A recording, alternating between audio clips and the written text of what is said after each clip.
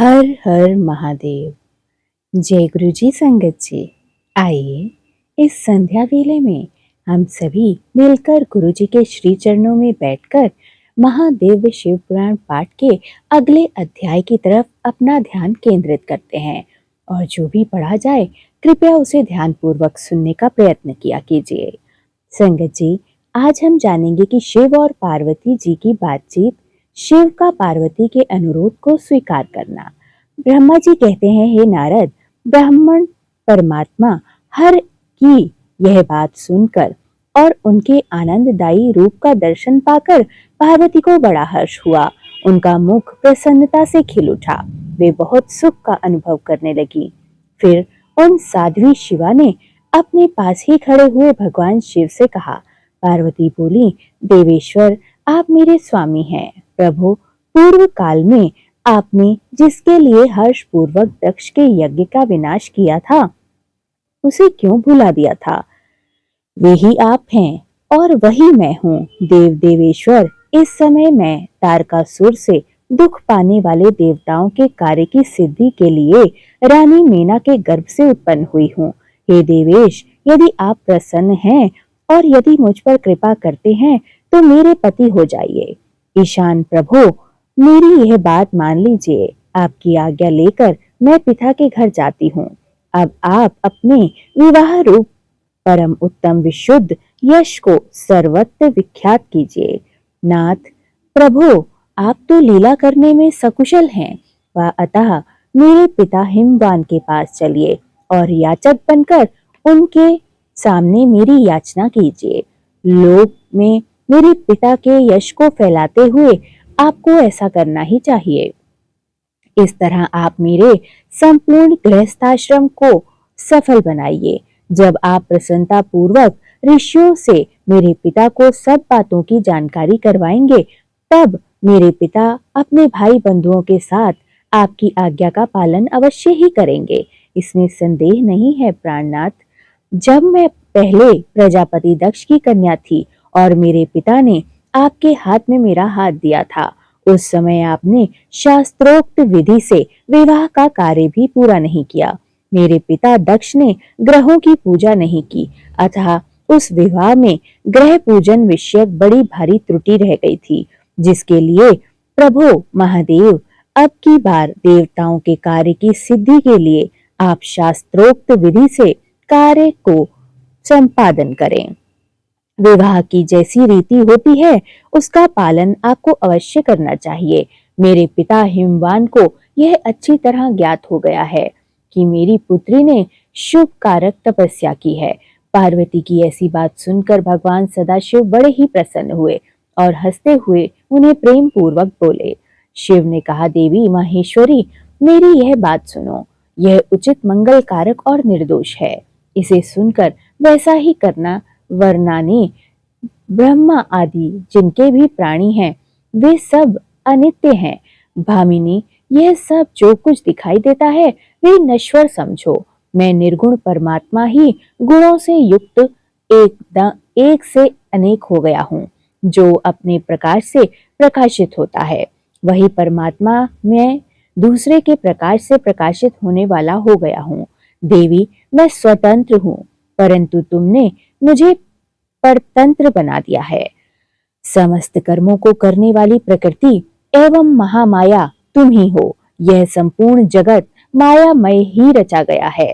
मुझ सर्वात्मा परमात्मा ने अपनी उत्तम बुद्धि के द्वारा इसे धारण मात्र कर रखा है। सर्वत्र परमात्मा भाव रखने वाले सर्वात्मा पुण्यवानों ने इसे अपने भीतर सींचा है तथा यह तीनों गुणों से आवेष्टित है।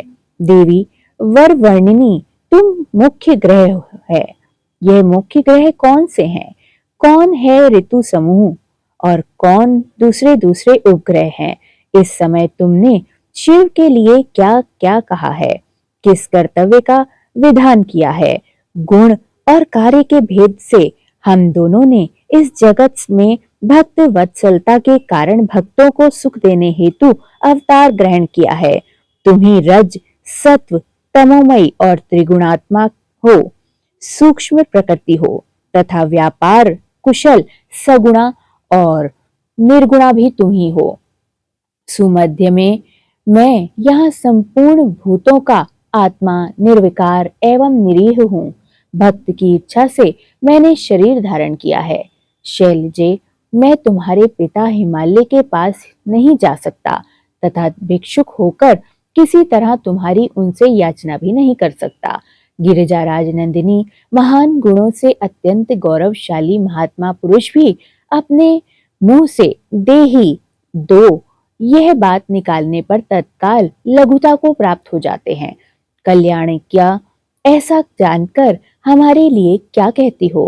हे भद्रे, तुम्हारी आज्ञा से मुझे सब कुछ करना है, अतः जैसी तुम्हारी इच्छा हो वैसा करो। महादेवी जी के ऐसा कहने पर भी सती साध्वी कमल लोचना महादेवी शिवा ने उन भगवान शंकर को बारंबार भक्ति भाव से प्रणाम करके कहा। पार्वती बोली, नाथ, आप आत्मा हैं, मैं प्रकृति हूँ। इस विषय में विचार करने की कोई बात नहीं है। हम दोनों स्वतंत्र और निर्गुण हुए भी भक्तों के अधीन होने के कारण सगुण हो गए हैं। शंभो, प्रभु, आपको प्रयत्न पूर्वक मेरी प्रार्थना के अनुसार कार्य करना चाहिए। हे शंकर, आप मेरे लिए बने हैं और आप मेरे लिए याचना भी करें और हिमवान को दाता बनाने का सौभाग्य प्रदान करें। महेश्वर, मैं सदा आपकी भक्ता हूँ, अतः मुझ पर कृपा कीजिए नाथ। सदा जन्म जन्म से मैं ही आपकी पत्नी रही हूँ। आप पार ब्रह्म परमात्मा हैं, निर्गुण हैं, प्रकृति से परे हैं, निर्विकार, निरीह एवं स्वतंत्र परमेश्वर हैं। तथापि भक्तों के उद्धार में संलग्न होकर यहाँ सगुण भी हो जाते हैं। स्वात्मराम होकर लीला विहार बन जाते हैं, क्योंकि आप नाना प्रकार की लीलाएं करने में कुशल हैं। महादेव, महेश्वर, मैं सब प्रकार से आपको जानती हूँ। सर्वत्र सब कुछ कहने से क्या होता है, क्या लाभ? मुझ पर दया कीजिए नाथ। महान अद्भुत लीला करके लोक में अपने सुयश का विस्तार कीजिए, जिससे गा गा कर लोग अनायास ही भव सागर से पार होते जाएं। ब्रह्मा जी कहते हैं, नारद, ऐसा कहकर गिरजाराज महेश्वर बारंबार प्रणाम कर कर मस्तक झुकाकर हाथ जोड़कर वे चुप हो गईं और उनके ऐसा कहने पर महात्मा परमेश्वर ने लोक लीला का अनुसरण करने के लिए वैसा करना स्वीकार कर लिया। पार्वती जो कुछ कहा था उसी को प्रसन्नता पूर्वक करने के लिए उद्यत होकर वे हंसने लगी। तदंतर हर्ष से भरे हुए शंभु अंतर्ध्यान हो कैलाश को लौट गए।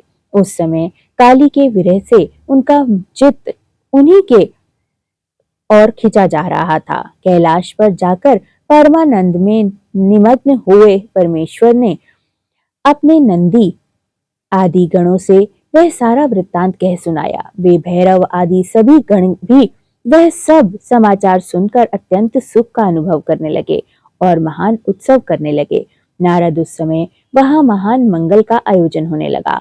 सबके दुख नष्ट हो गए तथा रुद्रदेव को भी पूर्ण आनंद प्राप्त होने लगा। हर हर महादेव। जय गुरुजी, शुक्राना गुरुजी, अनंतम अनंतम शुक्राना। गुरुजी, यह पाठ सर्वत्र भले की कामना से किया जा रहा है। मेरी आपसे हाथ जोड़ के विनती है कि यह पाठ जिस जिस घर में सुना जाए या सुनाया जाए या जिस घर में यह पाठ पढ़ा जाए वहां पर कभी भी काल प्रवेश न कर पाए। आने वाले समय में सृष्टि पर कभी कोई संकट न मंडराए। उनके समस्त पितरों को संतुष्टि और संतुष्ट स्थान प्राप्त हो, उनको गति प्राप्त हो। हे प्रभु, पृथ्वी पर विचरने वाले छोटे छोटे जीव जंतुओं पर भी आपकी कृपा हो, समस्त वनस्पति पर भी आपकी कृपा हो और हर घर में महादेव आपका और माँ लक्ष्मी का वास हो। उस घर में सदा अन्न धन धान्य से भंडारे भरे रहे। जय गुरुजी, शुक्राना गुरुजी, अनंतम अनंतम शुक्राना।